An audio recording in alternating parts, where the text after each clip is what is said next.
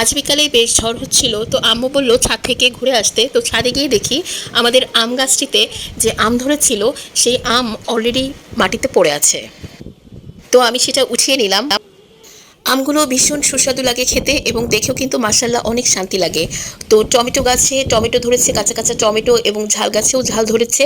Tomato এবং ঝাল অন্য কোনো এক সময় পেরে নিব, আজকে শুধুমাত্র আমগুলো পাড়ার উদ্দেশ্যে ছাদে এসেছিলাম। তো যাই হোক, আমি আমগুলো পেরে ঘরে নিয়ে গুছিয়ে রাখতে হবে। আমগুলো অনেক মজা এবং টেস্টি। কয়েকটা আম লাল কালার, যেটা অ্যাট্রাকটিভ লেগেছে এবং মিষ্টি ভীষণ। আর যেগুলো কাঁচা, যেগুলো সবুজ দেখা যাচ্ছে, সেগুলো বাইরে থেকে সবুজ কিন্তু ভেতরে ভীষণ মিষ্টি। আলহামদুলিল্লাহ অনেক মজার আম। তো আমি এগুলো বাসায় নিয়ে এসে ঘরে নিয়ে আসার পরে এগুলো একটু গুছিয়ে রাখছিলাম, সুন্দর করে অর্গানাইজ করে রাখছিলাম, যাতে করে আমগুলো যেন ভালো থাকে এবং গরমে যেন আমগুলো নষ্ট না হয়ে যায়। আম গাছে ভালো ফলন ধরে রাখার জন্য আমের যখন মুকুল আসবে, গাছের একটা শক্ত ডাল দেখে যে কোনো একটা শাখার দিকে 1 থেকে 2 ইঞ্চি কেটে নিয়ে তাতে একটু অ্যালোভেরার রস লাগিয়ে দিবেন। কাটিংটা একটু রিং শেপ হতে হবে, তাহলে কিন্তু গাছে ভালো ফলন আসবে।